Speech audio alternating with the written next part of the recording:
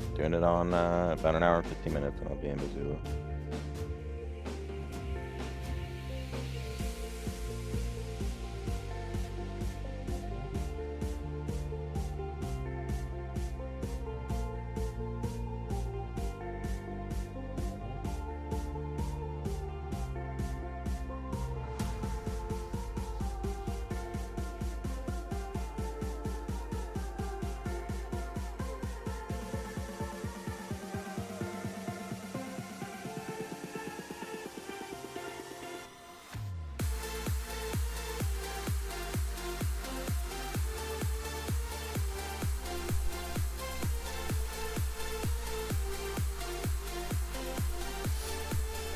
Good morning.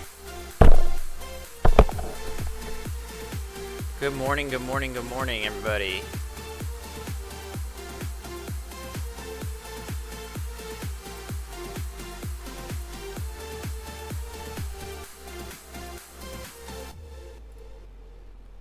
Good morning, good morning, good morning. Thanks for coming in today. Good Fixins. Thank you for 41-month free subscription. I really appreciate that, man. That's awesome. 41 months. I guess I don't have the sounds go off during my intro screen. Let me see if I can make the sound go off now. Hold on.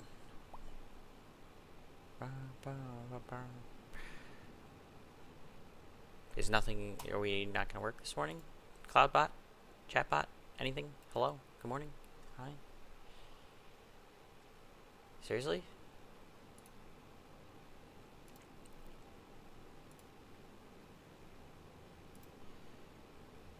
My bot wasn't on. None of this stuff was on. Are we joking? It wouldn't have worked anyway, probably.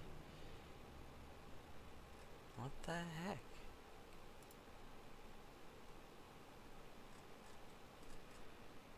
I'm at a loss here.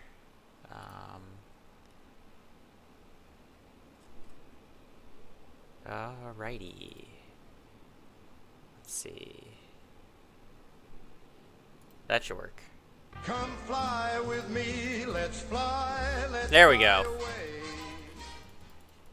Good Fixins just resubbed for 41 months. Missoula.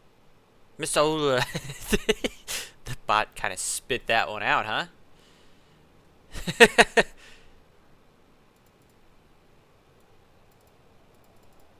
Alright, I think we're good to go now. I think we've got the bot figured out, hopefully, maybe.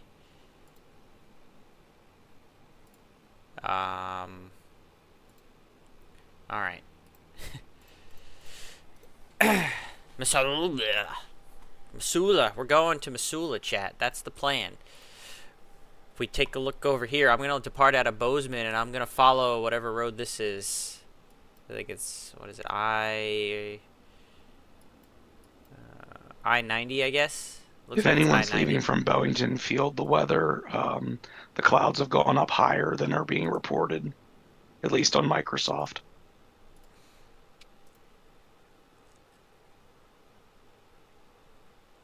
Could hear some other people in the Virtue Say Flying Club Discord. A little loud. I'm going to try and turn that down. So we're going to depart Bozeman. And we're going to shoot up I-90 here. We're pretty much just going to follow that all the way. It takes us all the way to Missoula. Pretty easy. It's I follow roads, but we're VFR. And you can see, I just looked on VATSIM. You can see all the Virtue Safe Flying Club members coming inbound to Missoula so far this morning. Pretty good start. About 10 on the board. Good start. Good start. Hoping it picks up a little bit more than that even, because we're greedy. It's just how it is. We're in the Beach Sierra. I love this thing. It sounds great, looks great, flies great. And we're gonna go ahead and get in and get. The only thing I don't like is that it doesn't have the dynamic registration. Still the only thing I don't like about that. Otherwise, everything else about it's good to me. Let's go ahead and get that removed and make sure everything's plugged in like it's supposed to be. Batteries, avionics, nav, beacon.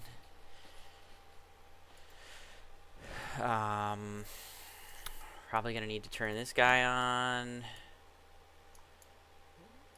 We're gonna go ahead. Let me actually make sure I put fuel in it, so I'm not an idiot.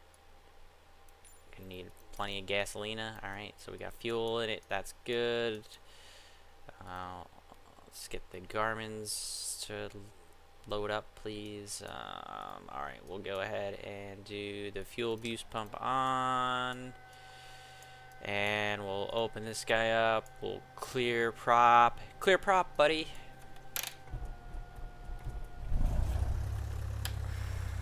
Fire in the hole. Close this guy up. Wait for those to get themselves warmed up. The altimeter set properly. Rouse House, thanks for coming in today. Good morning. We're going to go up to 85 hundo for our cruise this morning. So I'm going to set that. And I'm definitely going to be using the autopilot this morning. I don't want to be judged. I'm still tired from the Red Bull game last night. Celebrating. I had a buddy over. We were drinking. We were having a good time. How about those New York Red Bull? They're going to the freaking... I can't believe they're going to the MLS Cup final. That blows my mind. They limped into the playoffs. They had lost like 8 of their last 10 games or something. Barely got into the playoffs as a 7 seed. And they got hot at the right time. And now they're going to play the LA Galaxy. It's an original 6 MLS battle. Going into the final. It's freaking wild. As much as I would like to fly all the way out to LA for the game, I just don't have the ability to do that right now. Especially since I'm still on disability. Hopefully only until the 10th or the 11th of December. So we're getting pretty close. Week and a half, 2 weeks, I should be going back to work hopefully. So that's good. But I can't swing going out to LA to watch the final. But I'm going to try and find, usually these supporters clubs, for the people that aren't going out to the game all the way in LA, there's usually a watch party somewhere. It's usually in, I think, Hawthorne, New Jersey. I think there's a place that they usually do it at. So I'm going to try and go, I think, to the watch party for the final on Saturday.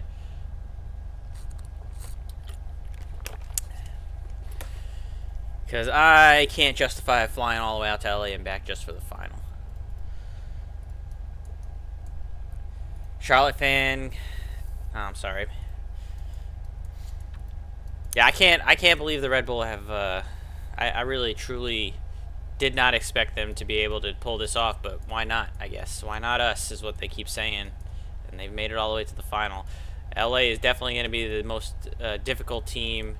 Well, Columbus was a pretty strong team too, but LA is probably the best offensive team that they're going to play. So it's going to be, there's no doubt that the Red Bull are going to be very, very, very hefty underdogs. But you never know, chat. Never know. I can't believe they've gotten that far, and I'm obviously very happy that they've gotten this far. And yeah.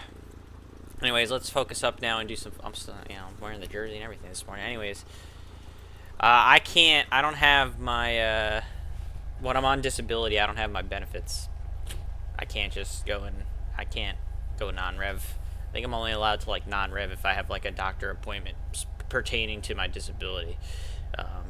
Which obviously a trip out to LA is not going to be pertaining to my disability, and I can't justify paying the round. I think the round trip tickets I was looking at to go to LA this morning were like something like $800, and then it'd probably be another $200-300 for a hotel, and this and that, and whatever. It's just I can't do that right now, as much as I would like to. So it just kind of is what it is. Even though it's going to be sunny and 80 degrees in LA for the game on Saturday. It's very tempting. Don't get me wrong. I'm very tempted.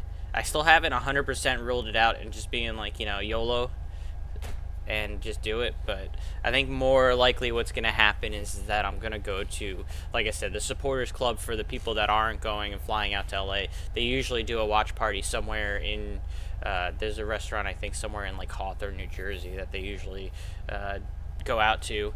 I think there was a good chunk of people there last night, but I had a buddy of mine that came over and watched a game with me last night here at the apartment. But I think next weekend we'll probably go to the watch party. So I completely lost my train of thought, chat. We're going to Missoula for a Virtuous A Flying Club event. Morning in Missoula is the name of said event. And I'll show you guys the event banner here in just a second, and explain more about the event and the flying club once we get airborne. I'll talk about more once we get airborne. Let me go ahead and start getting this set up. And okay, BZN. The CTAF at Bozeman is 18.2.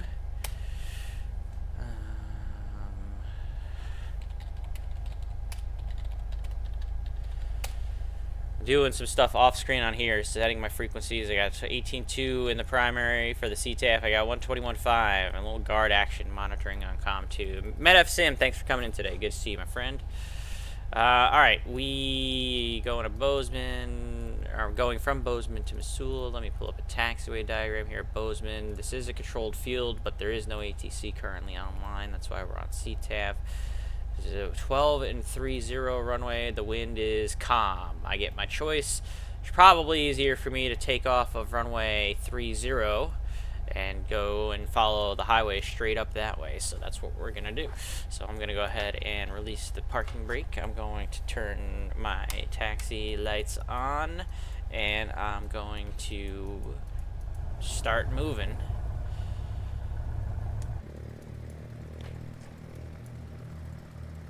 We're gonna run this guy over because he's always in the way. That's his own fault, chat. He shouldn't be in the way like that if he didn't want to get run over. I'm gonna open up my VFR map too, off screen here, just so I have a general idea where I'm actually going.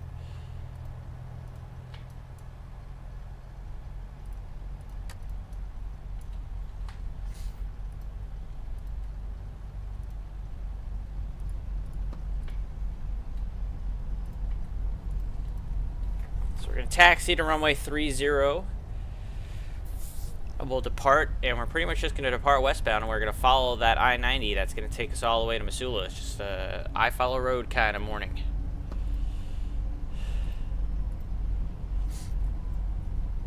Doesn't get much easier than that. I'm looking off screen, not paying attention to taxi. That's what happens. Bozeman traffic. Beechcraft Sierra 124 my Charlie's taxi and runway 30. This is why you should pay attention to your taxi, not look at the screen. I'm over here looking at chat and everything. Do a quick run up when we get to the end of the runway. Cycle the prop and check the mags, and then we'll make our way.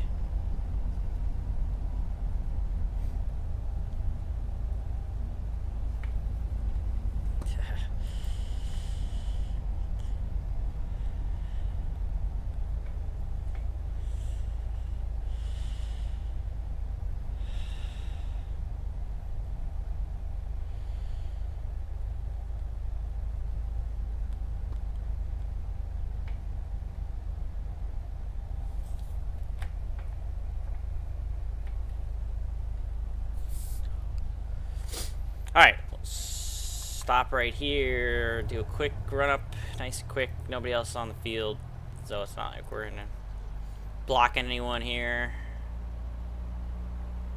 We want about the 1900 RPM, and we'll cycle the prop.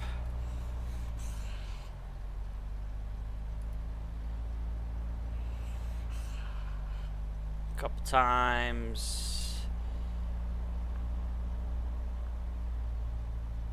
Then it's 1700 RPM, and we'll cycle the mags. Left mag was good. Right mag is good. Idle it out.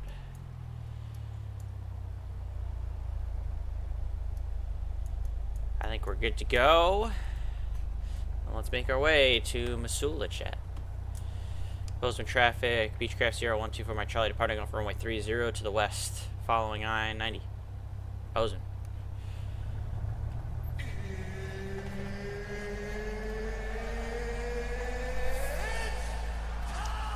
It's time to go flying. They had a Black Friday sale, but this plane was not discounted. Huh. You would think it would have been, seeing as they were having a hard time selling it, but I don't know. Alright, we're out.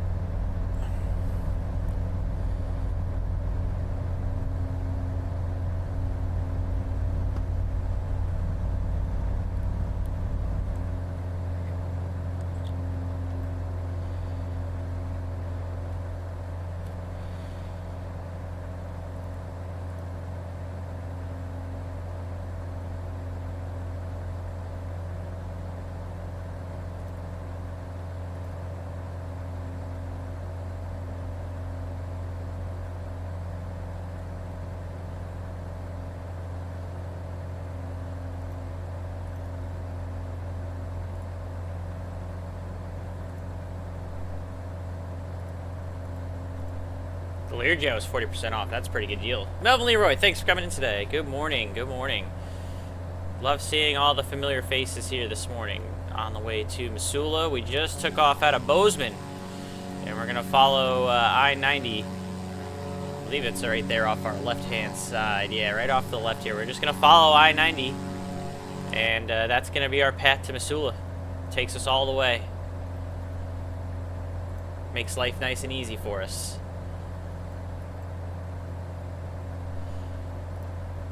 Climb up to 8,500 feet. Use that as our cruise.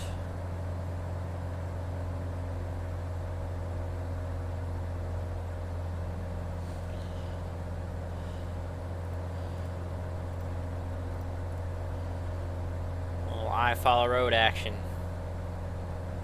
to get us to our destination. Bozeman traffic, Beechcraft 0124 Mike Charlie is clearing out to the west. Good morning.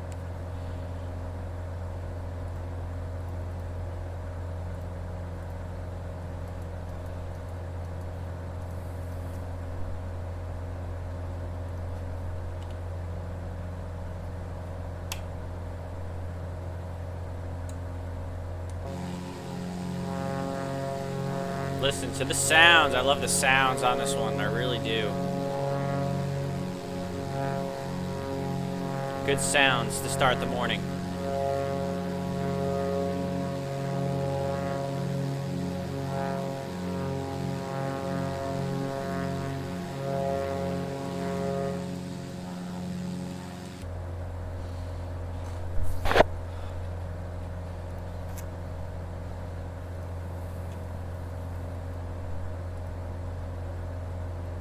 Follow the highway. Very easy stuff this morning.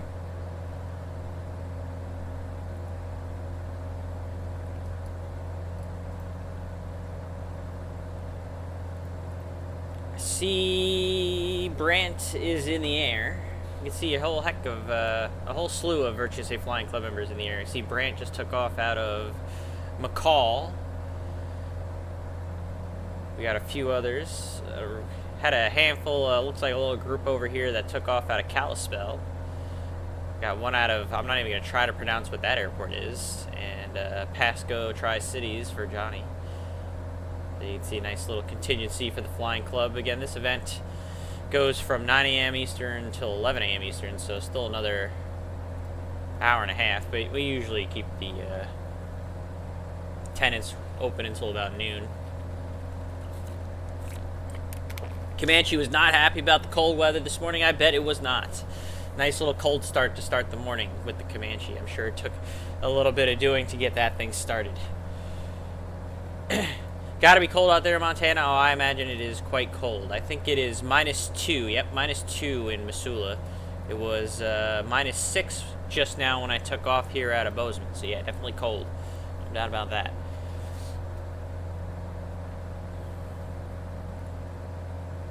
I'm going to get a whole heck of a lot out of the manifold pressure as we get up to this 8,500 feet.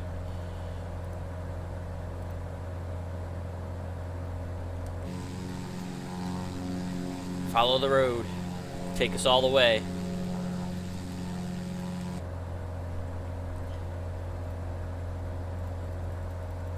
They didn't hook up the Tanaceter like you asked. That's not good. You're gonna have to Hopefully you didn't tip them then. No tip. No tip if they didn't hook up the heater.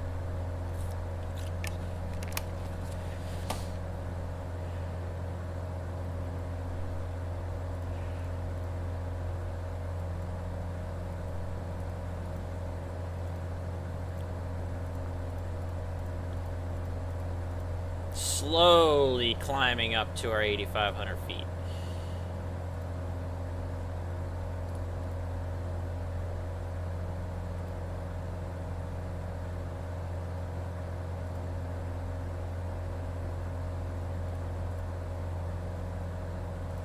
So this is the event I'm doing this morning. Morning in Missoula. It's a Virtue Safe Flying Club event. Goes until 11 a.m. Eastern. Yeah, if you're not already a member of the Virtue Safe Flying Club, you should definitely get involved. If you're a fan of general aviation on the VATSIM network, then the Virtue USA Flying Club is the correct place for you. Details at the Discord link that I just pulled up there. If you're not already involved, I think pretty much everyone in here is a Flying Club member that's watching me, though, so that's good. But just in case.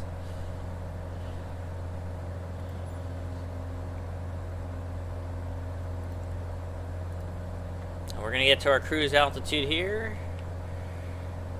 And then we'll keep pretty much the manifold is just, so we're going to keep the throttle wide open. Get as much as we can get. We'll probably do maybe 2,400 RPM.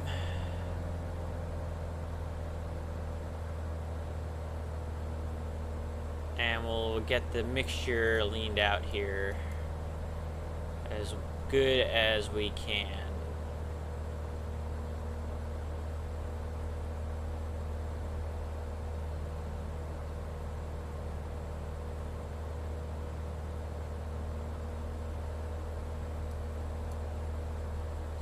I think that is pretty well and set right there where I want it. Oh, and then I accidentally hit the...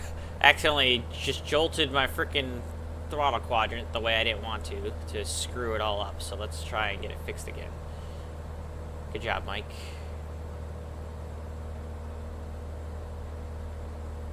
Well done.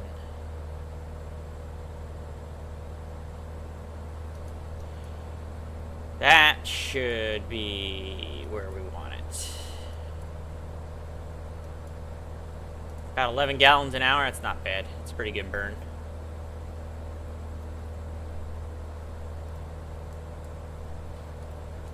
And then the temperature, we're showing -3 and at 8.5. Right about there. So it looks like we're gonna get let's see, true speed of about $1.23, and that's about all she's gonna get. Ground speed, definitely a little bit of headwind, so we got a ground speed of 106. So we're not going anywhere super fast. But that's okay. Gives us more time for some airplane ASMR. And the sun is rising behind us. How about that? It may not be Microsoft Flight Sim 2024, but it still looks pretty damn good.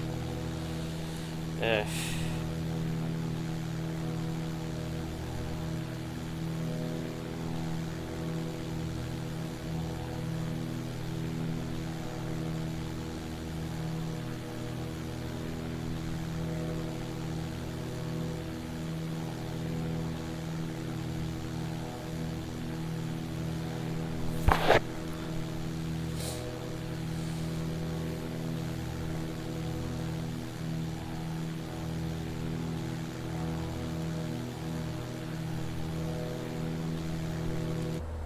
When am I going to make the switch to 24? I don't know. Currently, no plans to do so. I played the game of being the beta tester when Microsoft Flight Sim 2020 came out originally. I don't know that I want to be that person again with 2024.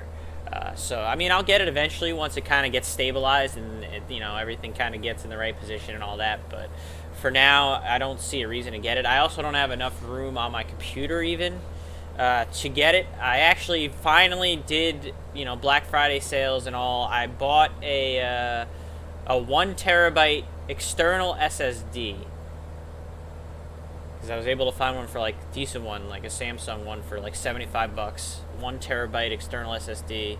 So I finally bought the bullet on that. You know, it's a gaming external SSD.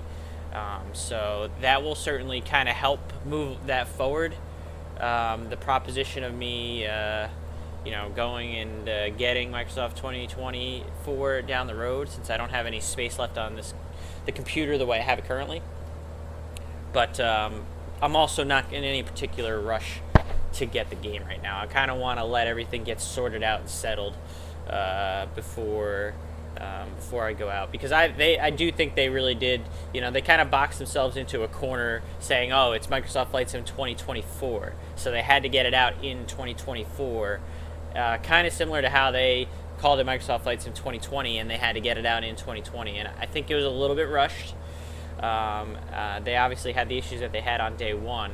They've sorted through a lot of those initial issues, you know, with just getting it loaded up and everything, but I still think there's a lot of work that needs to be done to make it, you know, worth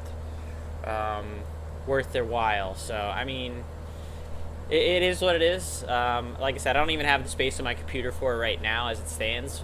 Like I said, I'm getting that external SSD that will definitely help the cause, but I'm also not rushing to jump into it. Exactly, Melvin. They really kind of boxed themselves into a corner this time around, so. And, you know, I see a lot of, like, what Sim Mr. Egan, thanks for coming in today. I see a lot of that, Rouse House. I see a lot of comments like that, and that's why I'm in no particular rush. And Microsoft Flight Sim 2020 has gotten really good with the aircraft. They've improved a lot of the physics. And, I mean, it's just, obviously, it's always been a very beautiful sim. And, yeah, the visuals are even better in 2024, don't get me wrong. I'm a very visual guy as well. So, eventually, I do want to get it. But right now, I mean, look at that.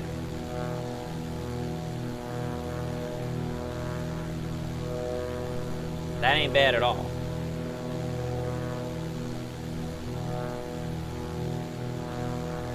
That ain't bad at all.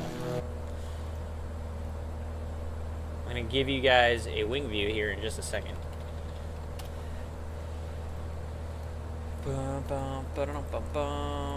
Boom.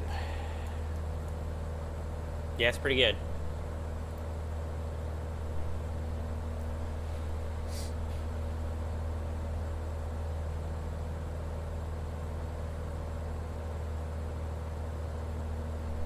Pretty good.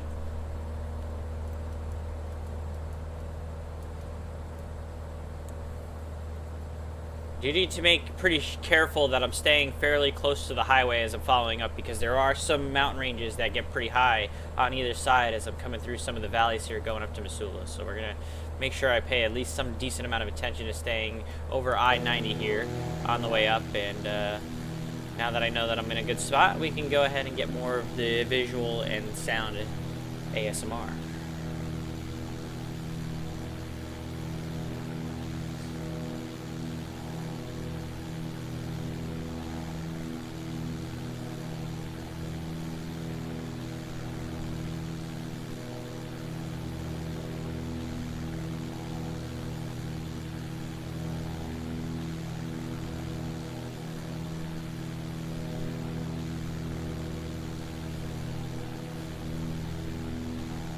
You can still see where we took off out of, and I believe that's still Bozeman out there.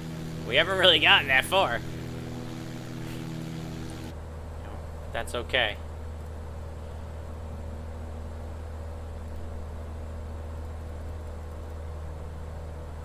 Actually, probably going to be pretty close to arriving in Missoula right around the end portion of the event, which is 11 a.m. But again, we usually keep the window nice and wide open for attendance until about an hour after, which would be noon Eastern. So, and if obviously I didn't expect to be going 107, I always forget to account for the headwind going west. I didn't expect to be doing only 107 across the ground here. So, yeah, a little slower than I anticipated, but we'll get there when we get there. Right now, it's saying we're gonna get there at least a little bit before 11 a.m. So. Should hopefully still be on time for my own event. I got a little bit of a slower start than I expected this morning. I originally was planning on waking up at like 7:30 to go to the bagel place, but I gave myself an extra half an hour to sleep till 8 a.m. because stayed up pretty late last night. Obviously, after the Red Bull game, with all the excitement there, I ended up watching the Western Conference final game between LA and Seattle to see who they were going to play, and I ended up being up until about 1 in the morning. So. Got my iced tea going. Feeling pretty awake and alive right now. I can't believe that the Red Bull are going to it's crazy that the Red Bull are going to MLS Cup final. They were the 7th seed in the East. So let's talk about an underdog story. And now they're going to play the 2-seeded LA Galaxy. So we're definitely going to be heavy underdogs in the final. Don't mistake about that. And as much as I would like to go, like I said, all the way out to LA for the final, I can't swing that right now, especially because I don't have my flight benefits while I'm on disability. Which obviously makes sense. I'll hopefully be off disability in a week and a half. Right now, December 11th is still the target date. Bet the house on New York Red Bull and win a bunch of money. Yeah, I don't... betting on my own teams is sacrilege. I don't do that. That's sacrilege. You can go ahead and give it a shot, though. But, like I said, most likely what's going to happen for me is I'm probably going to end up at one of the watch parties that the supporter clubs do on Saturday. They usually have one in Jersey. I mean, they had one for the game last night, so I gotta imagine they're gonna have one again for the final on Saturday for those of us that are not able to blow about $1,000 to buy a round-trip ticket to LA and hotel and all that stuff. Although I will give the New York Red Bull organization credit, they are paying for the supporters' tickets to the game for the away section in LA. So the actual ticket to the game itself is free for the supporters that are going out to LA, and that's paid for by Red Bull. So I give them credit for that. They paid for when I went to the game against the NYCFC at Citi Field. The ticket to the game was free through the supporters because Red Bull paid for it. So you gotta give the organization credit. They've been shelling out for all the road games for the supporters. So that's pretty damn good by the front office for New York Red Bull. So you gotta give them props for that. But yeah, free ticket aside, I still can't swing a round trip airfare right now, going all the way out to LA.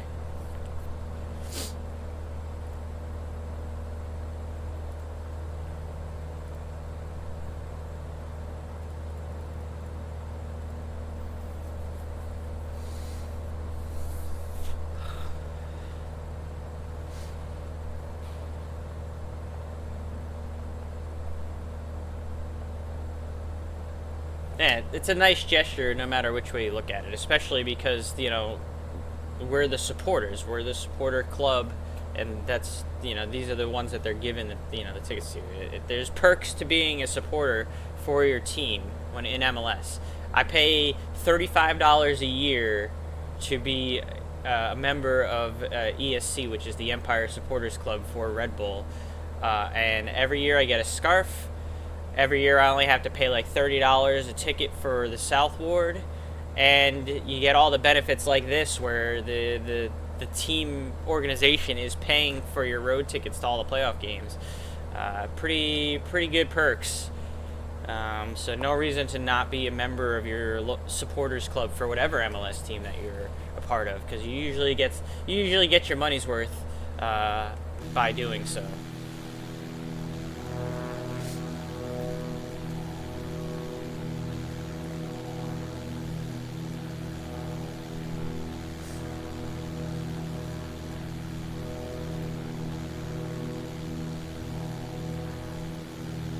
Beautiful sunrise.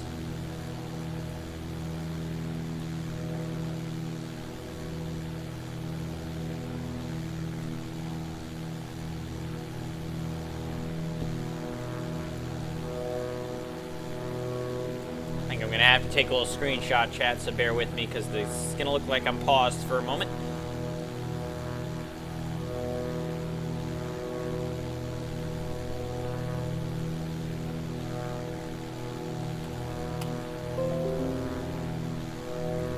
Sorry for the interruption. Oh, even looking out the front is pretty nice too. Let's make sure I'm not getting too far off the highway here. Yep, we're still good.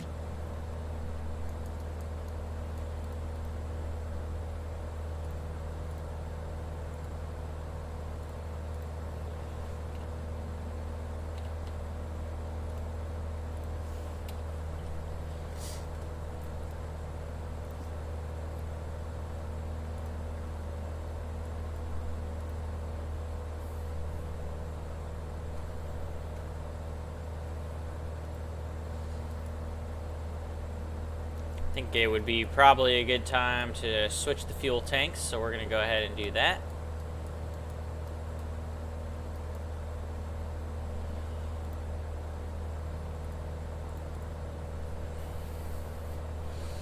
Now, if only the Red Bull were like chartering a flight for the supporters out to LA, then we'd be in business. But I don't think they're doing that. That would have been something. That would have definitely been an automatic. I'm going out there. I would pay for a hotel, and but I'm gonna like talk myself into FOMO, fear of missing out, but in the end, I know that it's just not practical for me to do, especially because I also have physical therapy on Friday, and I gotta focus more on getting back to work and all that. So I think a watch party somewhere on Saturday, wherever they end up doing it, will be plenty good. Be surrounded by plenty of Red Bull fans at the watch party.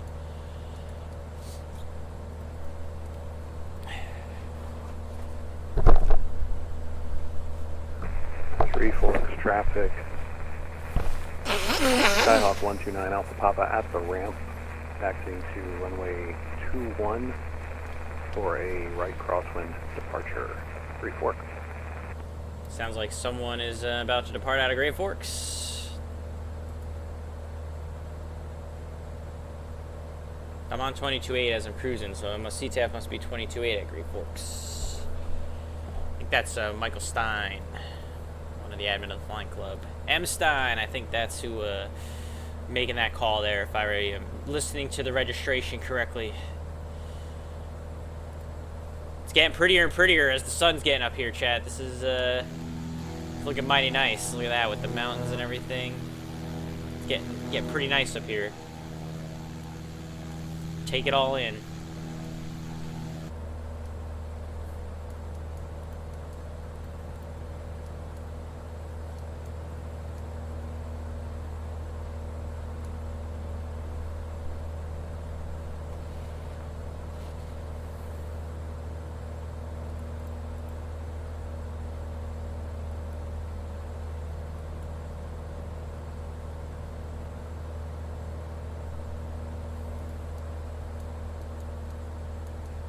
Pretty good.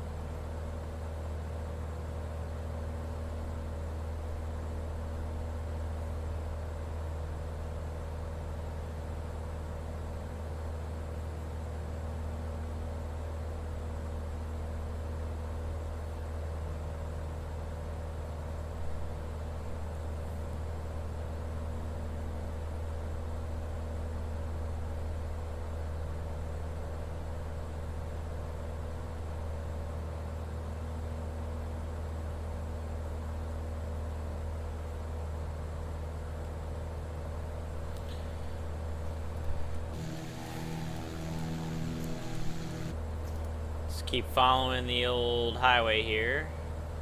You're gonna see that it kind of cuts through this little ridge here, so we'll stay right on it.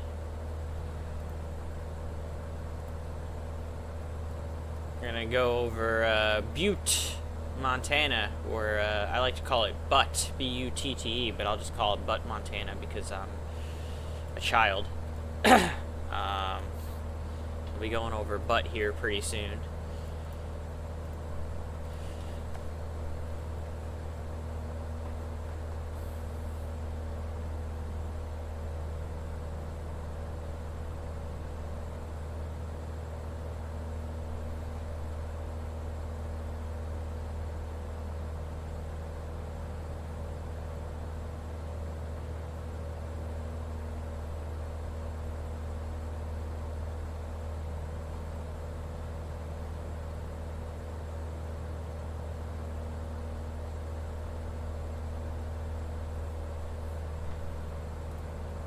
That glare is actually getting a little bit annoying on the windscreen there, but that's okay.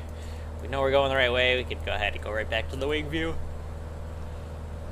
Sit on that for a minute.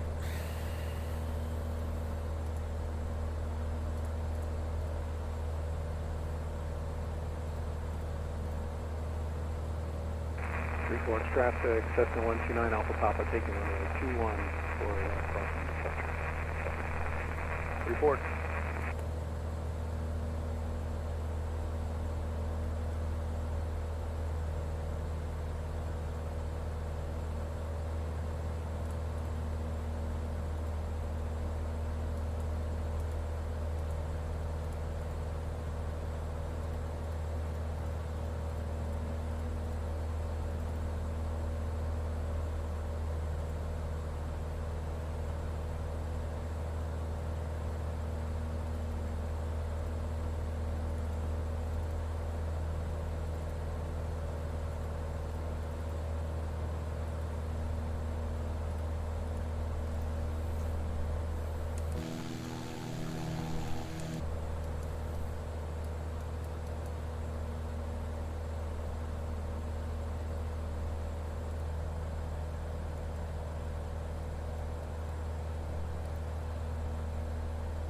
Take a look. You can see we've got a nice little group going into Missoula. We've even got our British contingency, handful of flying club members out in the UK that are flying in with us this morning.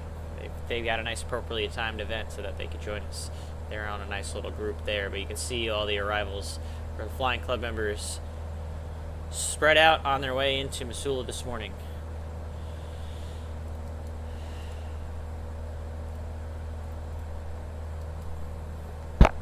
Milk House, thanks for coming in today. Good morning. Look at this beautiful sight we've got this morning.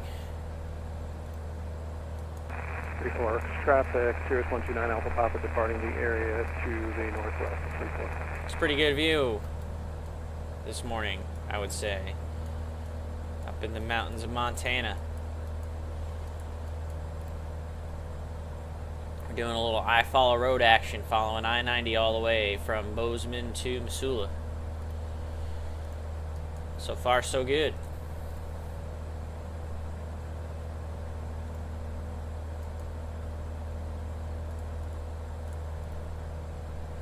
Doing a whole 109 knots across ground, so we're definitely not going anywhere fast.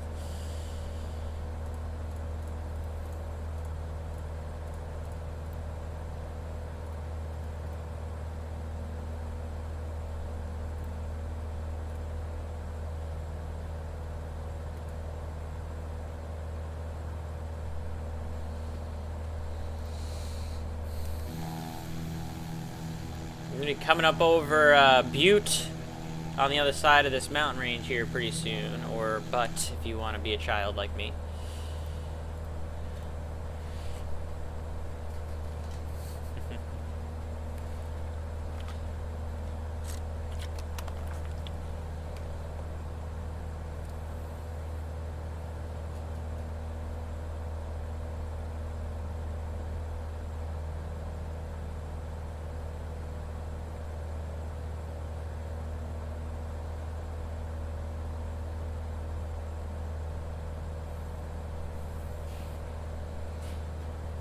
Is there a canyon going down the middle of Butte?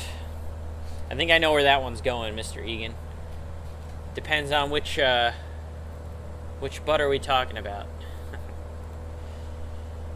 Well, I learned my lesson with icing for today. Oh boy. Oh, that's exciting.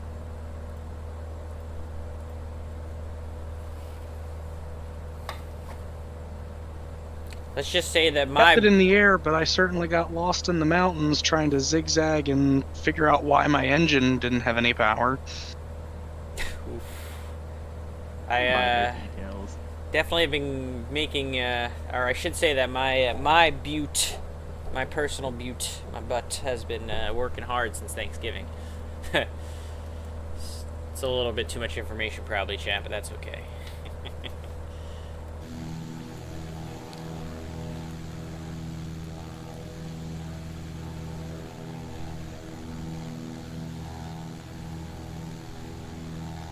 There is Butte, Montana.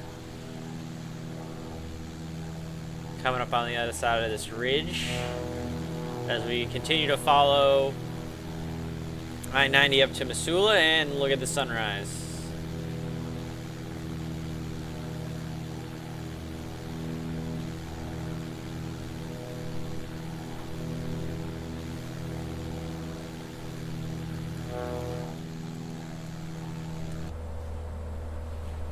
No, I was talking more about overeating versus anything else, good fixins, but I mean, that also, a lot of that happens too, so. I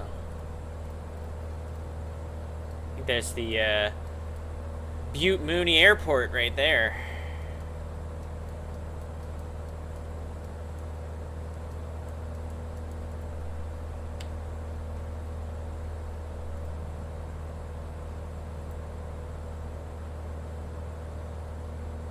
Or Burt Mooney Airport in Butte. There you go, chat. Say that 3 times fast.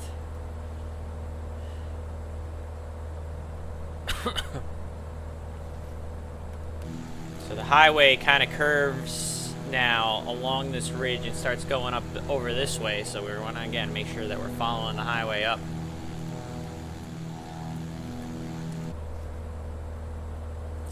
Go ahead and turn here a little bit.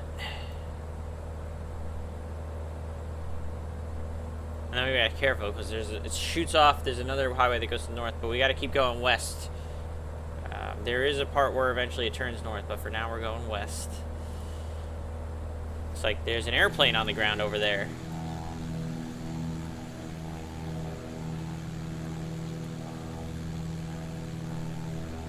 There's definitely someone taking off out of Burt Mooney right now.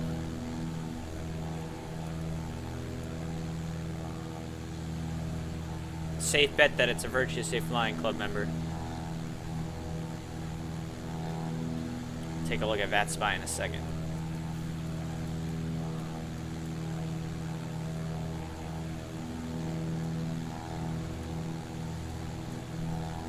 Just barely make out their nav lights. Whoever it was just got rolling. And naturally, it is a Flying Club member. That's our good buddy, Good Fixins in chat, who forgot to file a VFR flight plan. Sir. You forgot to file your VFR flight plan, sir.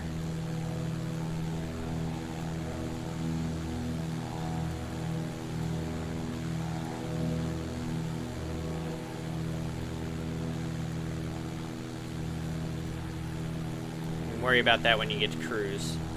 Don't do it right now while you're trying to get airborne here and climb up.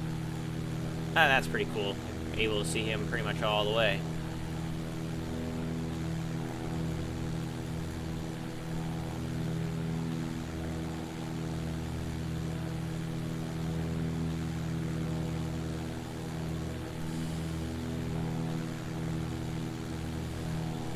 See, now I'm the one cracking the whip, Good Fixins. Don't forget to file your VFR flight plan once you get up to cruise. Don't hit the mountain either, buddy.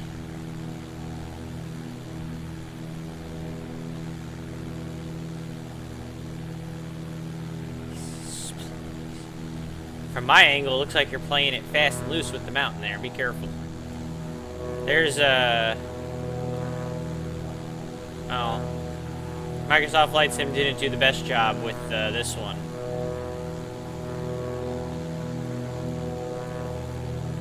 I'm gonna bet that it probably looks a little better than this. So they definitely, a little bit of ball dropped on this one, Microsoft Flight Sim.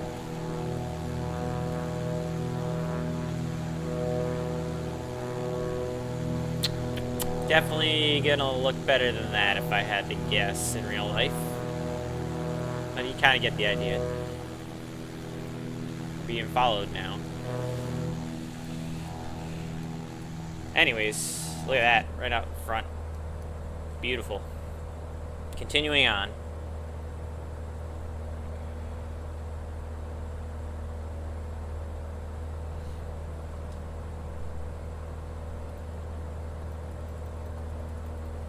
It's a big tailings pile and abandoned mine. Yes, I think I knew that. I remember we did an event years ago into Burt Mooney for the flying club. I think I did it on X-Plane 11, and I remember it looking a little bit better in X-Plane 11 of all places with the ortho for XP than it does right now. Because I get it. There's like it's sunken in real life like this, the abandoned mine and everything. But I think, you know, obviously the meshing around it, you can tell, is not great. It definitely would look a little bit better than this, I'm sure. But it's they tried. There was an attempt was made.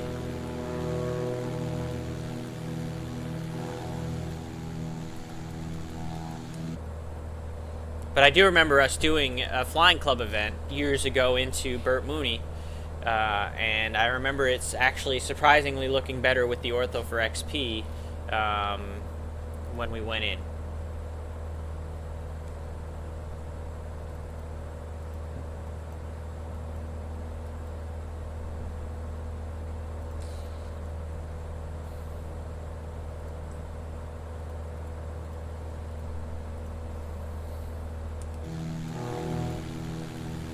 Being followed by a good fixinch, chat. Well, I'm gonna bet that he's in an airplane that's probably faster than ours. I have a sense that he's probably gonna pass us at some point. He might also be going direct and not necessarily following the road like I am, but we'll let him keep his secrets.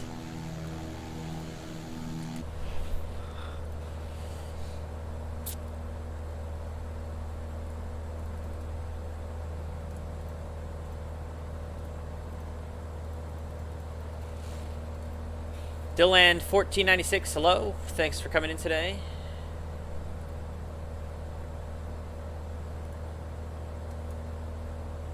Yeah, we're making good use of the downwind sim binos in this flight. Looking around, zooming in and out. I mean, it's quite pretty. Looks like the best view now is actually out the front with all the colors in the sky. So I think the highway now is going to start to curve to the north here pretty soon. And then it's going to fly us up pretty much almost due north for a little while before then shooting out back to the west towards Missoula. So the flying slightly north portion of this flight is going to be starting pretty soon. Flying to Missoula from the southwest, took off from GIC. Excellent, excellent. I believe that's Idaho County.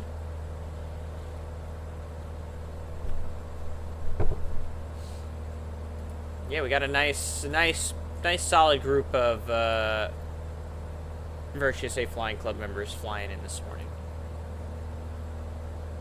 Nice solid group.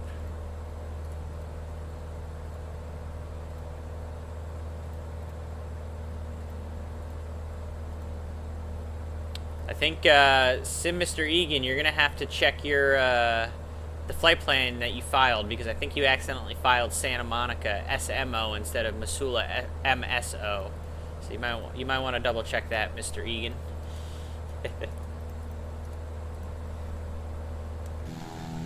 Alright, you see the highway turning north here now, so let's go ahead and make our turn here to follow. A little wind turbine sticking out here.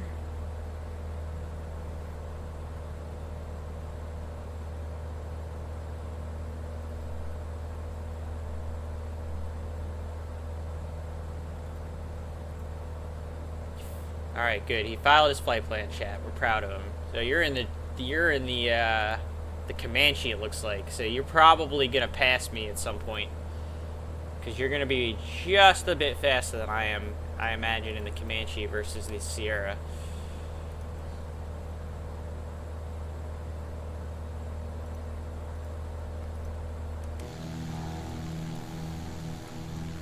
KLM 42 on guard, pan, going swimming. KLM 42 on guard. Oh, that doesn't sound very good, chat.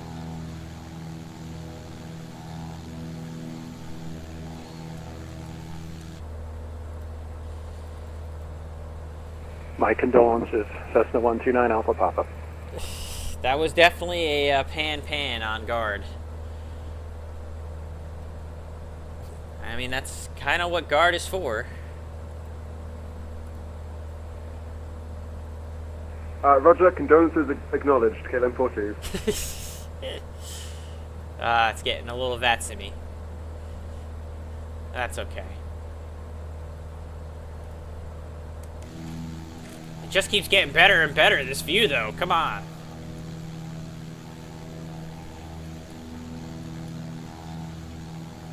It keeps getting better and better.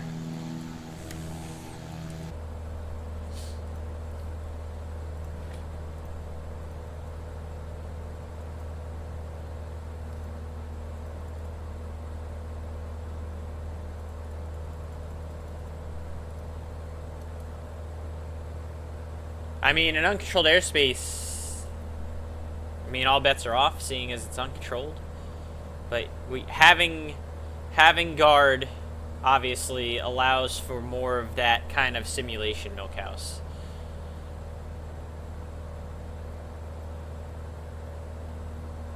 So although I'm sure there's a little tongue-in-cheek from what we just heard, obviously, there is an iota of realism to it.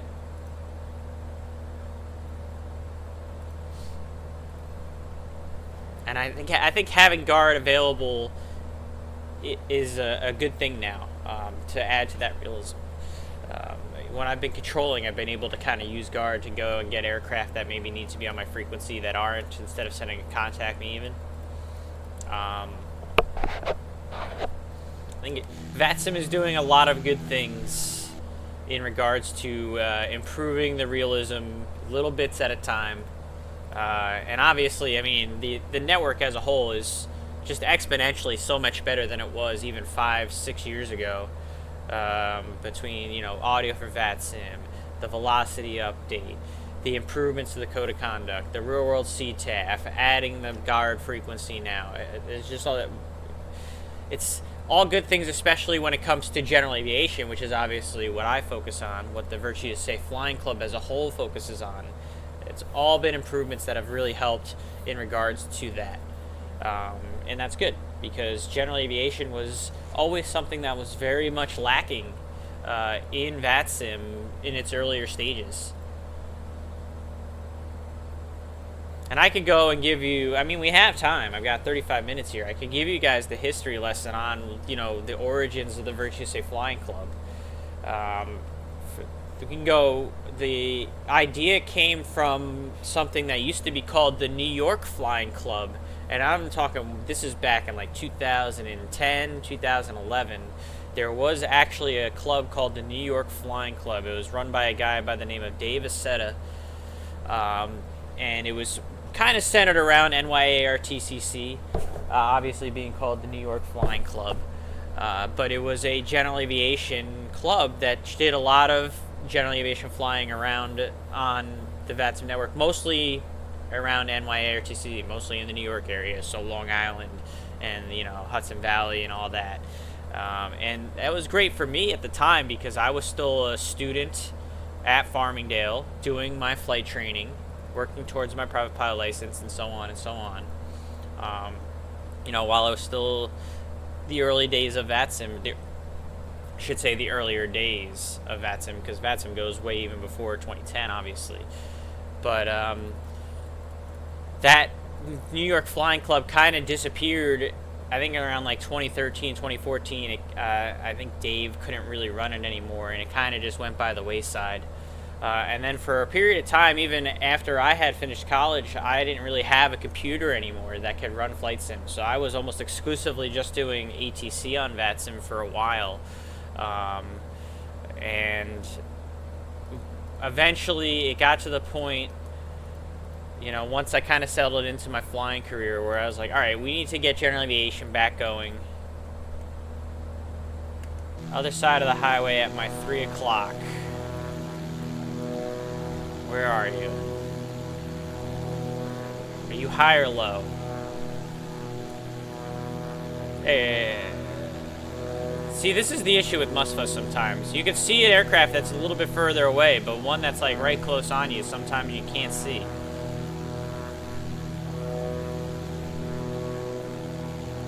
because you should be like right over somewhere in my view over here, and I can't see you. This is one of the issues with Microsoft Flight Sim that still persists, is this right here. I should be able to see you somewhere out here, and I can't, because it's not drawing you for whatever reason. If it was nighttime, it would show your flashing lights, but in the daytime, for some reason, it's just not showing you.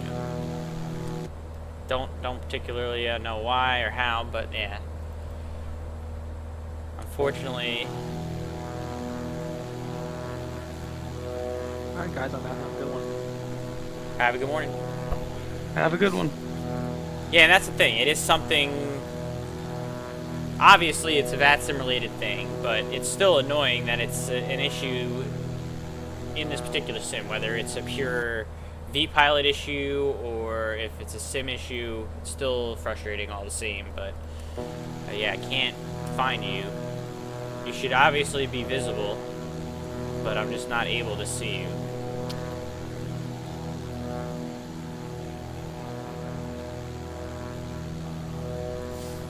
Anyways, continuing on the history lesson, I decided that it was time to revive something of the likes of the New York Flying Club. I actually got in touch with Dave Aceta and asked him like how he ran that club and, you know, different things like that. But at the same time, Discord was also starting to become quite popular and useful for a lot of the things that, you know, the club was going to be about. So I started out as a quick Facebook group. The club Facebook still exists, although it's used very scarcely now. We use it almost more of like a backup more than anything. There you are. You finally see. Now you're popping up like a little bit in and out. Good fixins. But you can see how like the sim is not doing like the best job of showing you there. But you can just barely make out your lights now if you guys look at where my mouse is. Difficult to see, but he's out there. Anyways. But I finally decided, alright, Discord's going to be the place it should be. And it started out with just a lot of NYARTCC guys that helped me start it originally. And obviously, again, there was that New York bias, being that it's this kind of a lot of the same guys that were involved with me with the New York Flying Club at the time. And then, of course, I had my NYARTCC bias also from doing the air traffic control side of VATSIM. So it was me and like 4 other guys from there that kind of started to form it up. We got the idea, we got the Discord running. I think we actually opened up the Discord sometime in July of 2019, and kind of just had it exclusively almost for NYARTCC controllers to kind of join the club, kind of got it started, figured out how we wanted it to move. I still had to learn how Discord even worked and how to run it and things like that. But then we opened up, obviously, the club officially on August 16th of 2019 is when we officially made it like a public, all right, here we are, Virtuous A Flying Club, anyone can join. And, you know, obviously it's grown to what it is now. But the original idea still came from that old New York Flying Club back from like their 2010 area time frame of VATSIM. But of course now you had, since we started the club, the audio for VATSIM came into play, which made it so much better for, you know, just general aviation communicating on VATSIM as a whole. You had the velocity update during COVID, which was kind of forced by POSCON being around, where VATSIM like, all right, we got to step up our game now so that we can outdo this new competition that might be coming around. POSCON's a whole other story we're not going to get into. And, you know, now we had the CTAF trials just recently. Like, even the Flying Club, many of you know, we had gotten a waiver to start doing CTAF during club events even, to add to that realism. And I think that kind of had a hand, chat, in them kind of going towards doing what is now known as the CTAF trial, which is going to be permanent. They say indefinite, meaning that it's still going to be considered a trial, but I think at this point it's permanent. But I do think we had a hand in kind of getting that going, and so that's, you know, and as another improvement. And now, you know, having, like I said, guard is, I think, a good improvement. It's going to be abused a little bit here and there, but so was 122.8 at times, you know, before all this. So that's kind of just the very truncated history lesson, I guess, of the Flying Club, and how Also, just a small history lesson on VATSIM even, and how it's really grown exponentially and improved exponentially over just the last 4 or 5 years.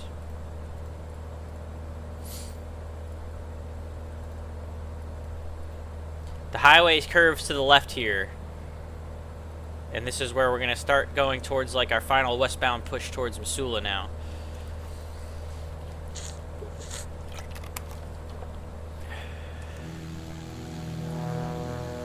See, good fixins, you were out there and now you're not there anymore again. The sim kind of has like a... It just doesn't draw the traffic very well when it's up close. Like, you're gone again. So, it's tough.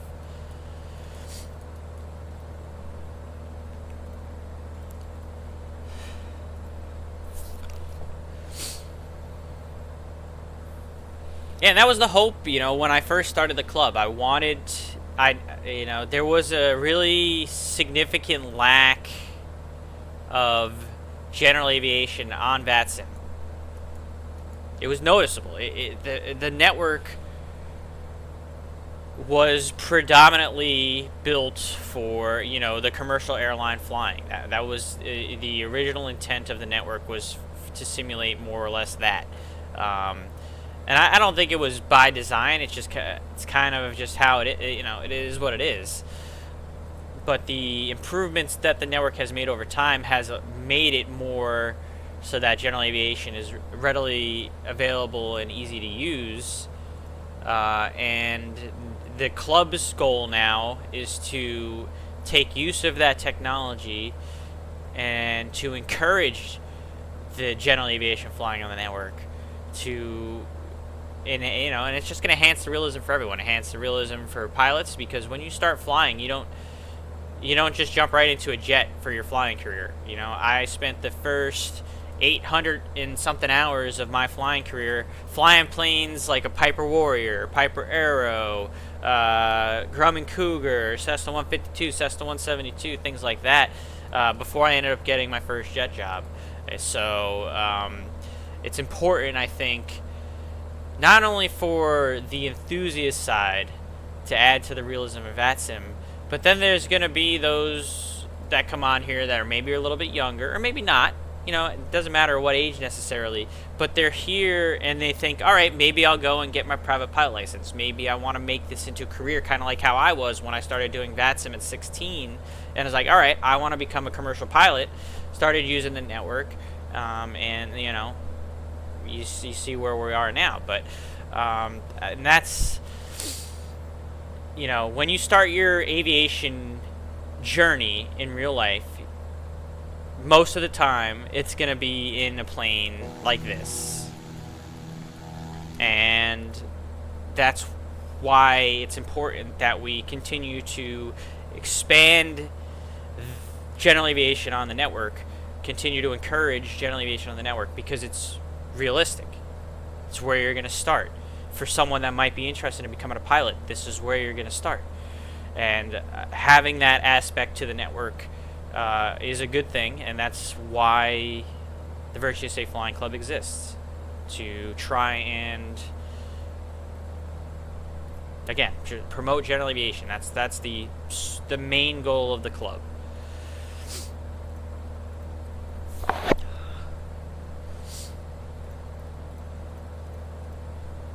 Hopefully I was able to articulate all of that in a coherent way this morning.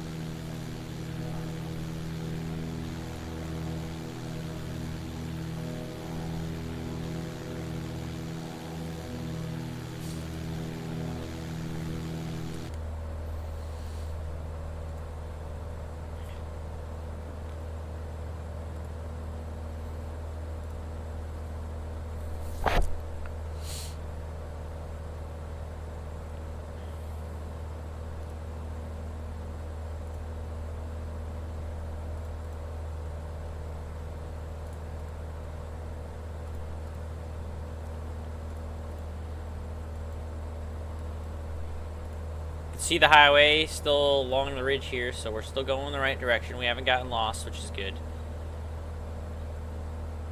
And this is going to take us all the way to Missoula, this highway right here.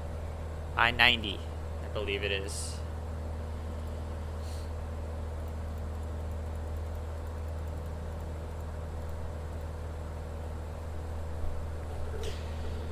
And we're about 30-ish minutes out. We're going to be just in time. We're going to be just in time for the window, it looks like here, chat. I'm cutting it a lot closer than I usually would, but... Do you ever use GPS when flying VFR? Sure. I mean, when I was doing my flight training at Farmingdale, the school's Piper Warriors did have GPS in them. Now, they trained us mostly to not use it landing. When we were doing our VFR I didn't go out cross-countries. far enough. I cut it too tight. But there was GPS, and we were taught how to use it, and there were times when it was used during, you know, solo cross countries. We would definitely make use of the GPS. So yeah, I use GPS when flying VFR. Most of the training was trying to do like VOR navigation and, you know, flying off of the, you know, not using the GPS and all that. There was no autopilot on the Piper Warriors that the school had. So I never really used any autopilot ever in general aviation in real life, but which is good. You need the hand flying skills. Obviously, I use a lot of autopilot in the sim. There's a little bit of laziness when it comes to that. It's a little bit different in the sim. You know, it's also when I'm streaming with you guys, it's just a little bit easier for me to kind of have the plane on the autopilot instead of hand flying it. You know. Not to say that I don't. I've done plenty of, obviously, no autopilot in the 152, even in the sim. But, anyways, you get where I'm going with all that, Rouse House.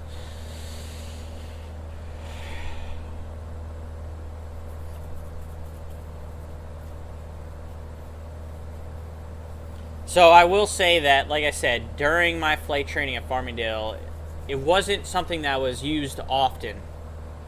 They still trained us, and we still relied more on, you know, pilotage and dead reckoning, and using VORs in terms of that kind of, you know, if you wanted some kind of navigational aid, if you will. But then a lot of it was just, you know, dead reckoning or pilotage, you know, using the E6B, making the calculations on your flight plan, having visual reference points along your flight as little checkpoints to kind of make your navigation log. Things like that. That's more what was focused on, at least when I was doing the training in general aviation. Now, in terms of like actual general aviation that hasn't been training, I haven't done a whole lot of general aviation since I started flying jets. A little bit here and there. I do have a buddy that owns a Mooney, and I fly with him sometimes. He does not have like a true GPS in the airplane, in that Mooney either, really. You know, other planes I have flown in that have variations of different GPSs, but nothing super spectacular. And like, I've never flown a G5 suite in a real GA airplane, or I've never also even been in like a G1000 cockpit in a general aviation airplane in terms of me actually flying in them. But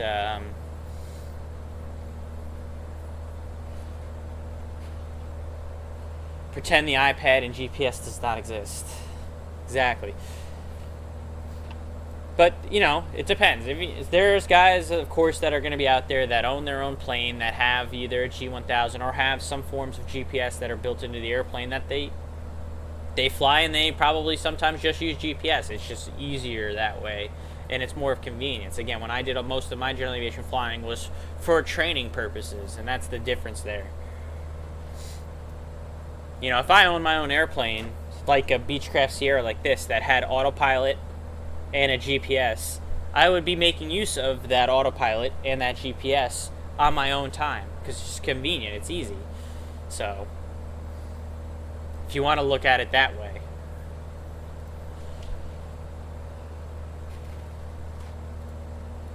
But it is good to have the skill of not having the GPS and to use the steam gauge aircraft. That's definitely a good skill to have, without a doubt.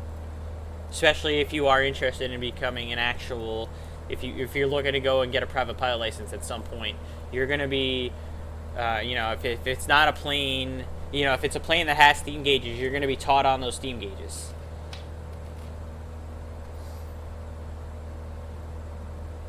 Morning, everyone. Good morning. Thanks for coming in today. That's exactly right, Archivez. That's exactly right. There's snow here on the ground at Ryan Field. Looks like it's a pretty sky. Might be a good morning to fly. Heck yeah. Why is Discord so loud on my computer chat? I gotta fix that. Yoink.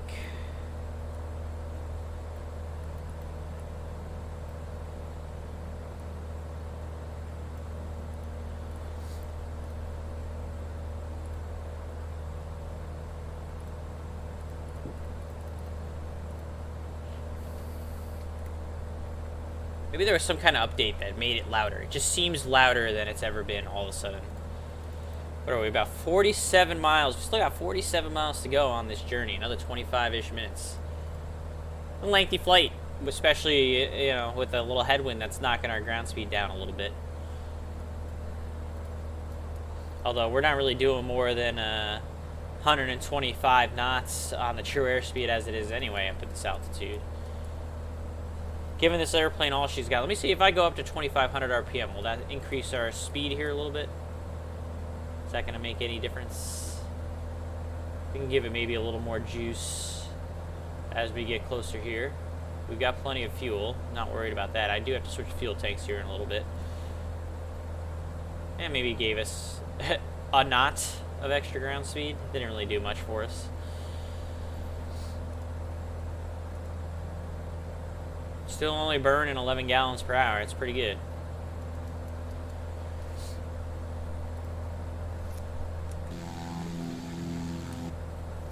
Make sure we're still following our highway here. It's getting a little bit more on the elevation along the highway, but we're still 8,500 feet is going to be plenty good the rest of the way to Missoula, looking at our sectional. So altitude-wise, we are good.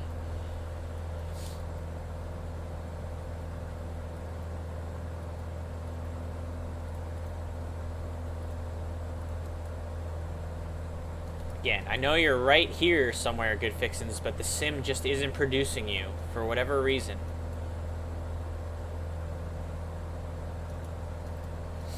It's a little annoying. One of the things that I don't like about Microsoft Flight Sim on VATSIM is that.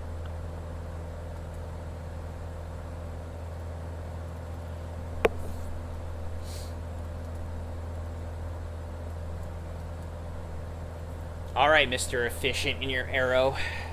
You don't have to rub it in. I mean, the Beechcraft Sierra being the newer variation of what was the Sundowner or the Musketeer, you know, it's kind of a basic, older GA aircraft, so, I mean, there's not too much special or fancy about it. Unfortunately, I think for FlySimWare, that's probably why it didn't sell on the marketplace as well as they had hoped. But they had actually a whole discussion on their Discord about, they were asking like why people didn't want to buy it, because the sales of it weren't great. Now granted, even for me, this was a gift.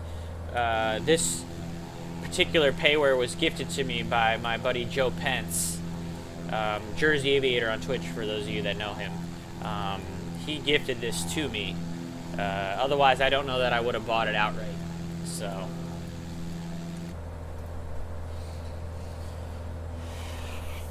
and that's essentially it. Good Fixins. The Comanche is still the standard, I guess, if you will, that was set for Microsoft Flight Sim when it comes to GA aircraft of this type, single engine, you know, purpose for that. So then that's why that it probably didn't sell that well. And I think that was made clear in those conversations in their Discord. And again, I don't know that I would have gotten it unless it was gifted to me like it was.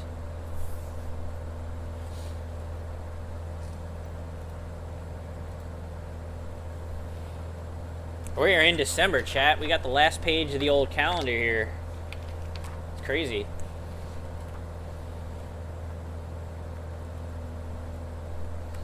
Not much going on this week. We got physical therapy Monday, Wednesday, and Friday morning. I've got a flying club event. We have a flying club event on Thursday night. Let's go ahead and talk about that real quick, actually.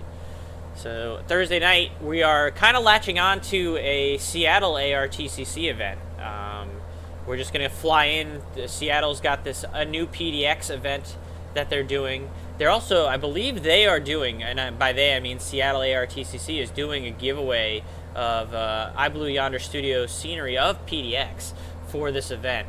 But we're kind of just latching on to this event and flying in. So it's really, we call it Event Invasion because we're just latching on to this VAT USA event for our own event on Thursday night. But if you're around Thursday night, definitely going to want to fly into Portland for that event if you're a flying club member.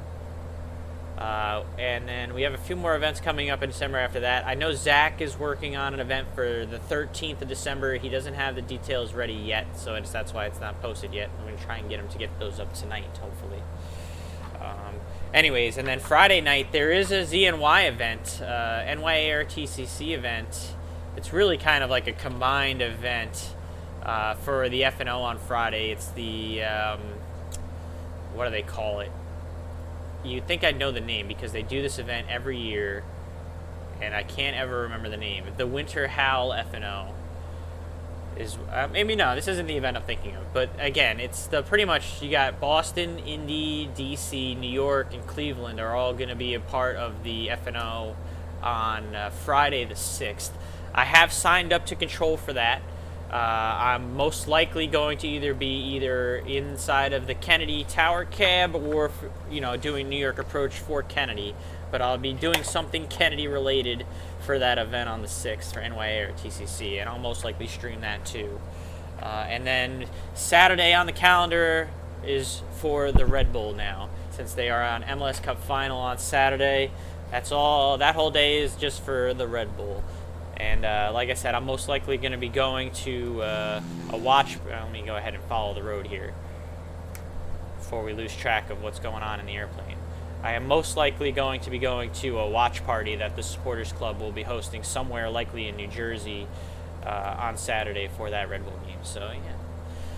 And then I'm hoping that by the following week, that either on the 10th or the 11th, that I will be getting my return to work paperwork signed off, and then waiting for JetBlue to, I guess I didn't mean to say my company's name out loud on stream, whoops, but waiting for my company to send me down to the simulators to get my currency back and get back to work.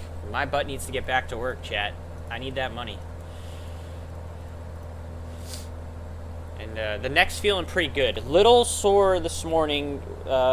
We definitely stepped up the weight for the physical therapies, like the weights that we were using on Friday, and I still feel like a little knot, like right here where I'm poking at right now. But otherwise, that's just muscular. When in terms of like the actual like surgery, I don't have the pain that goes down my left arm anymore. I don't have the tingling in my hand anymore. So the surgery definitely worked. And now it's just a matter of, a few more sessions of physical therapy, and I should then have the strength to be able to lift and lug around my suitcase, probably the hardest part of everything for my job in terms of, all that, because the actual flying part is pretty easy and not too physically demanding. But we're almost there, chat. We're almost there. A long time coming, it feels like. I've been out since the beginning of August dealing with this, so it's been a long time coming, and I'm looking forward to get back to work. As much as I love hanging out with you guys and doing all this flight sim stuff, I am bored out of my mind, and I am ready to go back to work.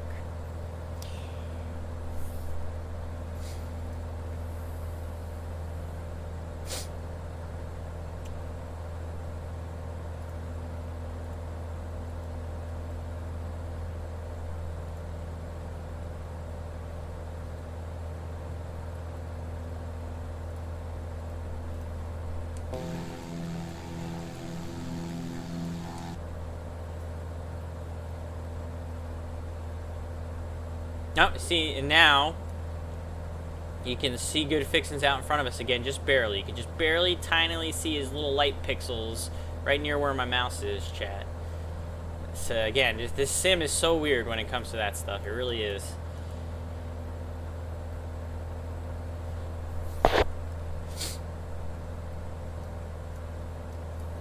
enhance. And it's like funny because when I zoom in, I see you even less when I zoom in, but when I zoom out, I see your lights flashing. It's so weird. It's one of those things that they never really truly figured out, I guess. Whether it's a V-Pilot thing or an actual MSFS thing, I don't know, but obviously it's some combination of both, but it's annoying.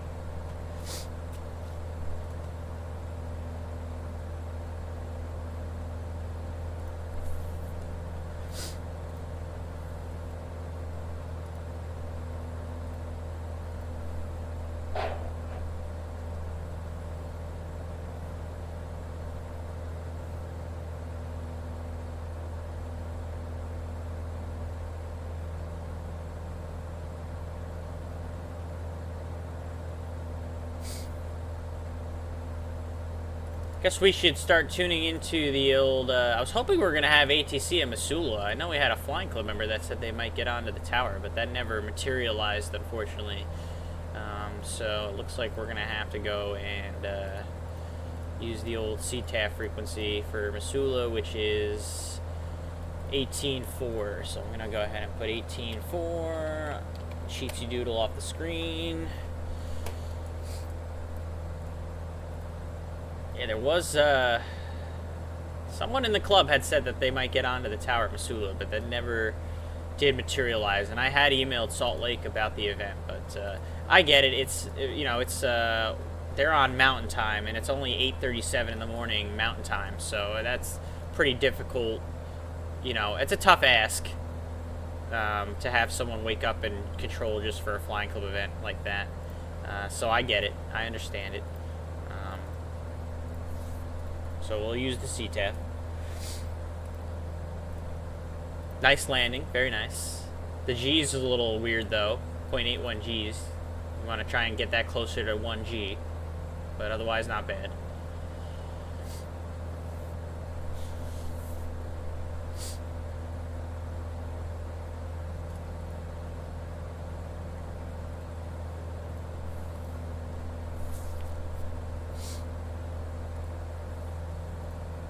And that's the thing with these events, you know, the club events. You're not always going to get air traffic control. Oh, we're not, you know, just like any other, even though we're not a virtual airline, but we kind of request in the same way. Like, hey, we're doing a fly-in. We'd like to request staffing. Anything you can provide us. If you can't, you know, and sometimes they're not able. And like I said, it's tough, you know, because for Salt Lake ARTCC, it's 8:30 in the morning. And, you know, it's kind of a tough ask to get someone to wake up at, you know, 7 o'clock in the morning Mountain Time for when the flying started to control for us. It is a tough ask. So I'm not, you know, you put out the request and you hope for the best, and sometimes, you know, it is what it is.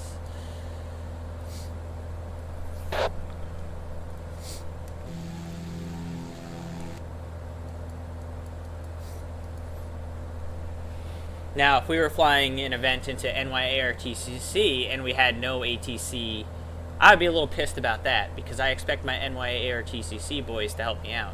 But that's there's a difference.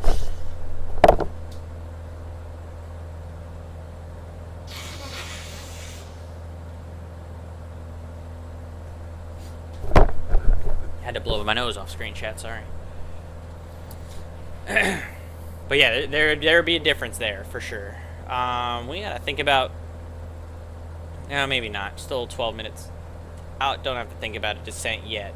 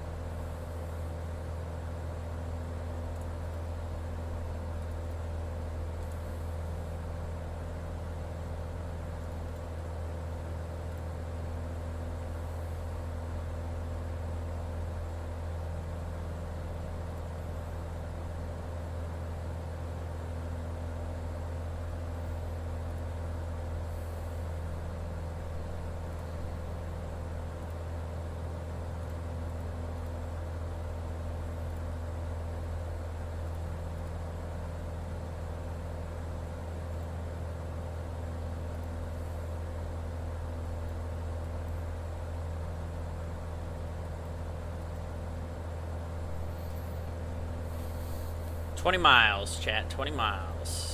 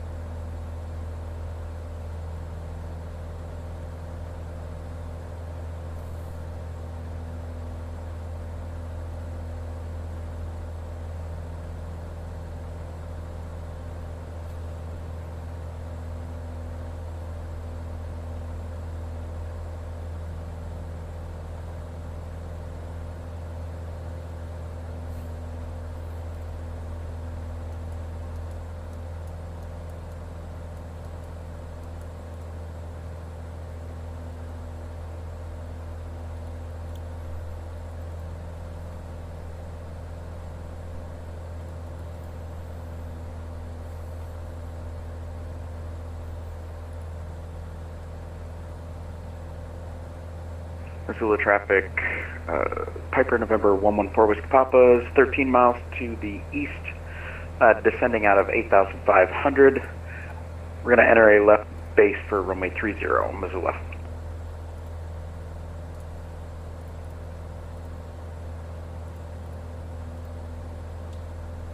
Yeah, and I think a left downwind entry is most likely for us, chat.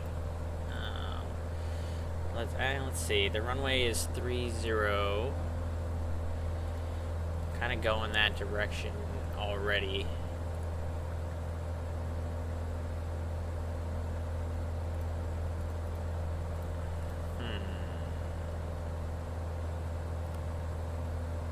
What is the let's see.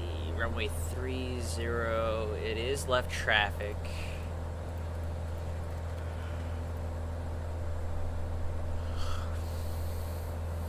From the way we're coming, yeah, left base is probably alright. I mean, let's see. Because we're going to be almost straight on into it.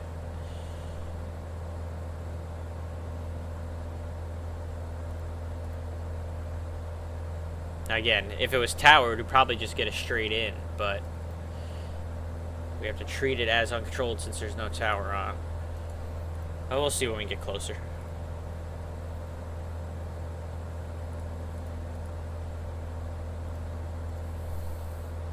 Might still just do straight in for 30 since that's what the tower would have given us anyway. We'll pretend maybe. Do a little pretending, chat.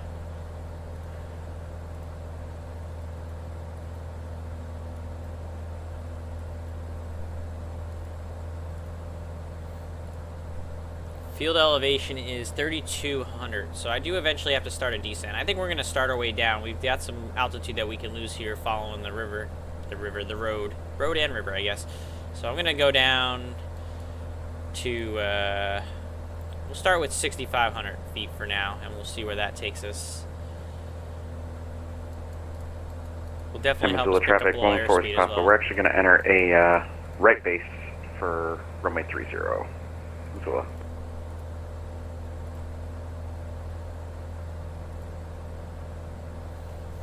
Just remember, guys, that the CTAF at Missoula is 18.4, 1184.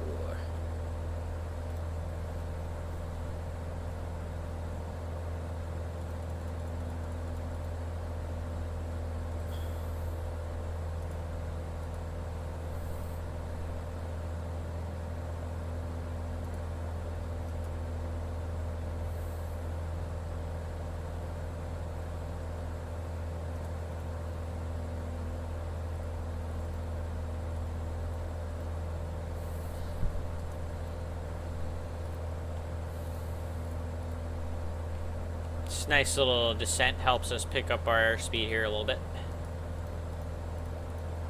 Now you can see the runway right there, chat. See the runway. Missoula traffic, November 778, Mike Whiskey, left downwind runway 30 Missoula. So we are gonna, what we're gonna do, chat, and again, normally at an uncontrolled field, you'd want to do a proper, downwind. Since this is a towered field, in lieu of not having a tower, I think we are just gonna kind of fly it straight in for runway 30.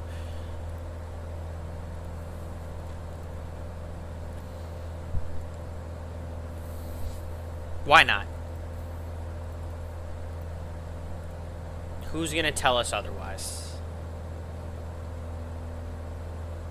And Missoula traffic, 114 Whiskey Papa turning about 5 mile final for runway 30. Missoula.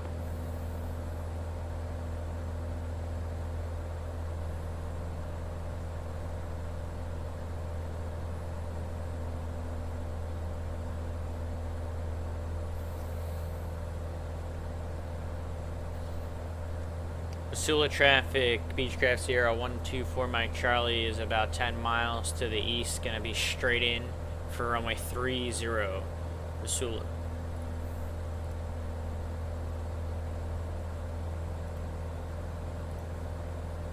Airport's clear as day, easy to find.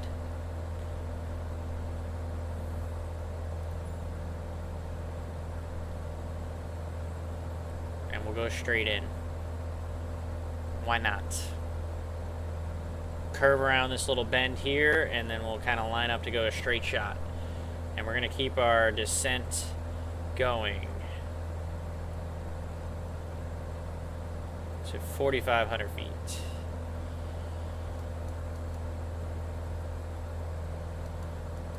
And we're going to have to increase our descent rate at some point, but for now, this is fine, and I'm going to take over a hand fly here pretty soon, chat. We're going to do this nice little turn around the river. I think this is going to be fun.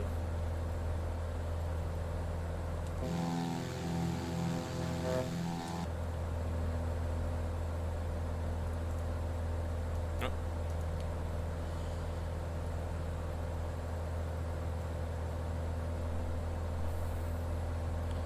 If you guys want to start putting a landing rate guess in the chat, feel free to do so. We'll be using Volanta as our meter. Positive or negative number means the same thing to me. Don't need the exclamation point predict. That means nothing to me.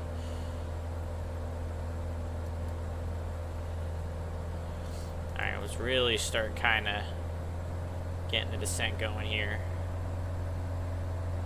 Prop full. We're going to add a little bit more to the mixture here. Missoula traffic, November 728 Mike Whiskey turning base behind the landing traffic, Missoula runway 30.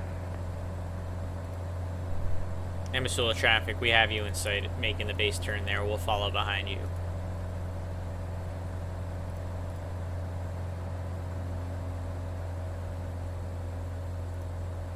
Alright, this is where we're going to go ahead and take the autopilot off, flight director off. We're going to do this by hand now.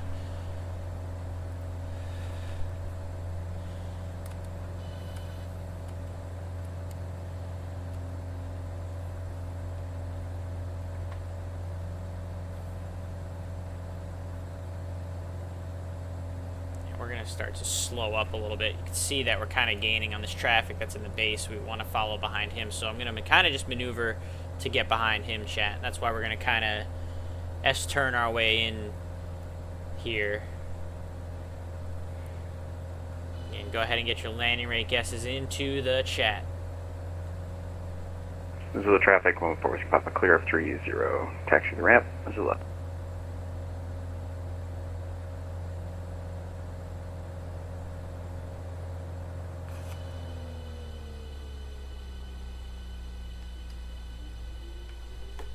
Should definitely switch fuel tanks to the more full tank.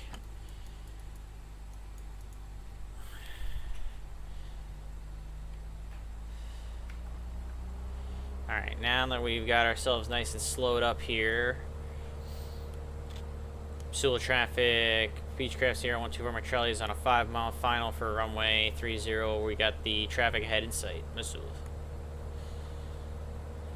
Missoula traffic, 114 Whiskey Papa crossing runway 26 on the Echo. This thing is not trimmed out well. Let's get this thing trimmed out. There we go.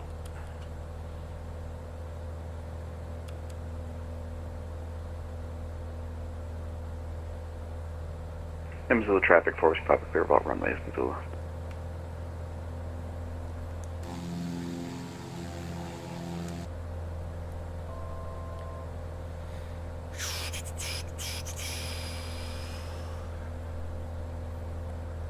Yaw damper does exactly what it sounds like. It dampens the yaw tendency of the aircraft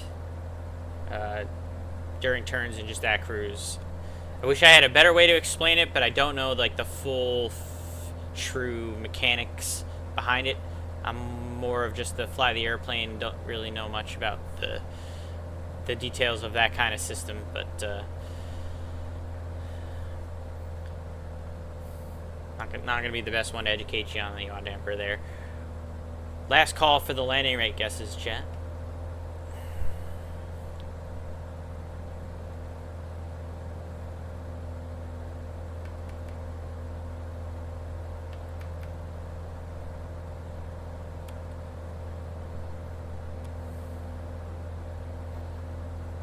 Got our traffic looks like is over the runway now, probably touching down, so we should be Missoula good. traffic, November 778 Mike Whiskey, vacating on Alpha 3 Missoula. So we should have a nice clear runway here momentarily to land.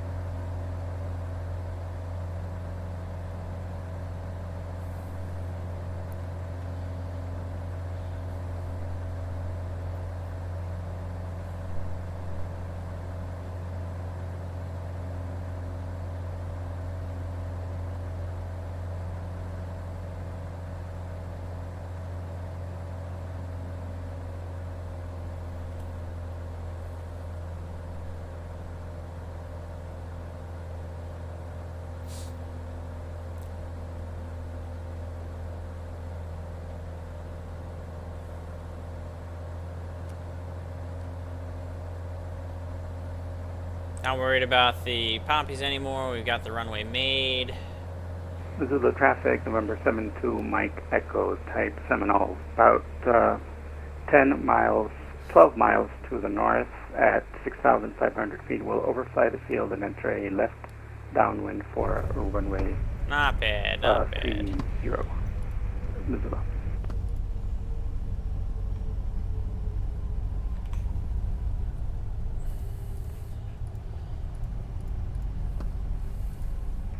Missoula traffic, helicopter 410 Hotel Alpha. We're about 17 miles north of the field at 6,500 inbound. We'll overfly the field in a right downwind, and we have that Seminole in sight.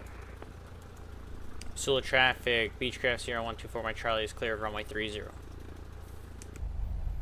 Guess we'll go and park up over here.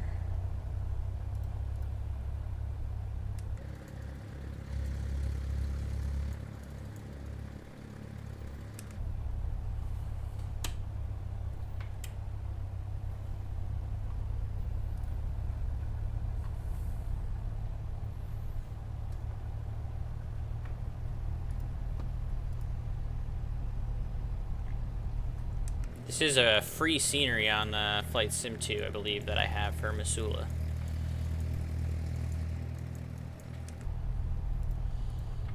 Looks alright for free.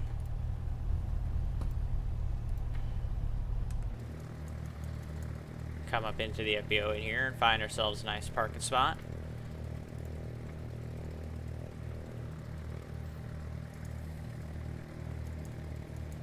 We'll get nice and close to the building, give ourselves some princess parking.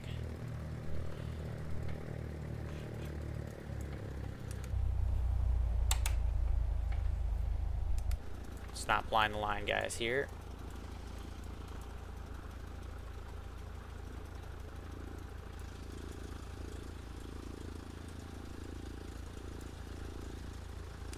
Good enough. Alright, and kill the power.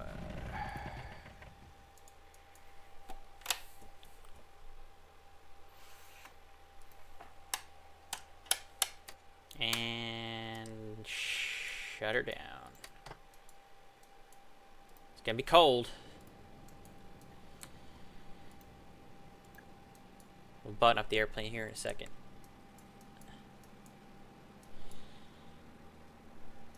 It is cold, that is for sure. Alright, we've made it. We have made it to Missoula. Ooh, they did a nice job of putting the tower in there at least.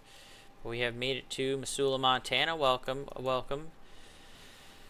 Hope you guys enjoyed the flight. Let's look at the landing here.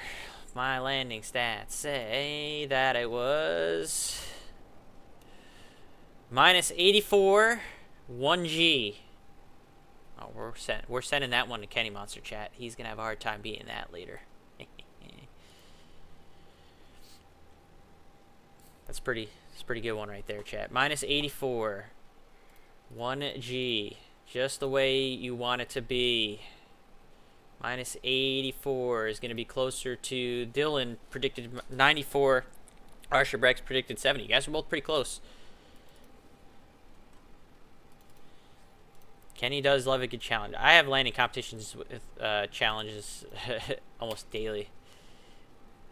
He's gonna have he's got a tough one to beat today. Right, guys, thanks for the fight. See you later. Thanks for coming in today. Let's go ahead. I gotta mark myself for attendance here too, chat, before I forget. Let's do my club duties here. Don't forget to mark yourself for attendance, everybody. After you land. Give me 1 second. I went from Bozeman. I went to Missoula in a BE24, and I landed just in time. We'll call it 1554Z. Just in time for the window. Although, of course, we're gonna, as we always do. Almost could have used the example. Almost. We're gonna keep the attendance window open, obviously, for another hour because there's still a large handful of club members that are making their way in. So we're gonna go ahead and keep the channel. You can see, look at that. You can see someone coming in overhead. Look at that. It's pretty cool. Pretty cool. I got my batteries off. That's why you can't hear anyone on the CTAF anymore.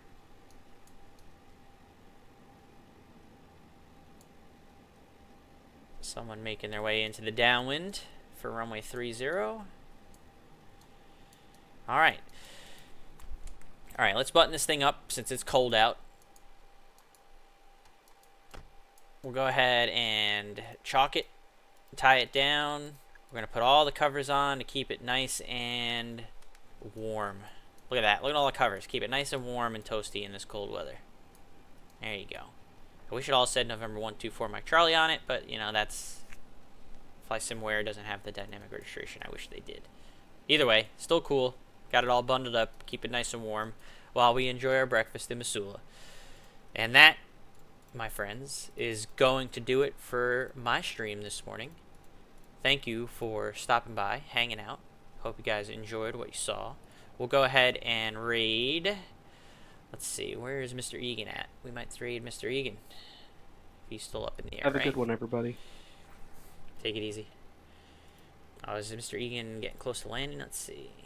He is getting close to landing. Where is... Let's go ahead, and since Mr. Egan's going to be landing soon, let's look at 8033 Fox. He might be...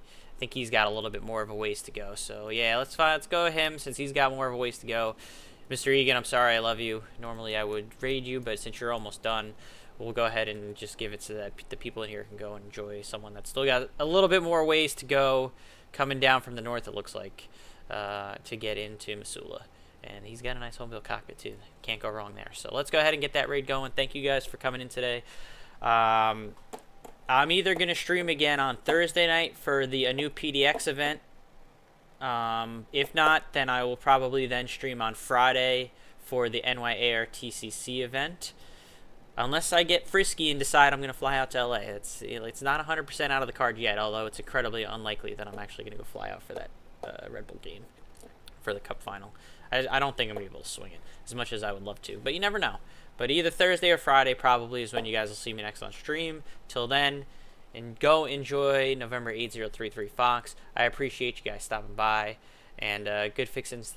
Thank you again this morning for the resubscription. I appreciate you all. Have a great rest of your Sunday morning. Bye.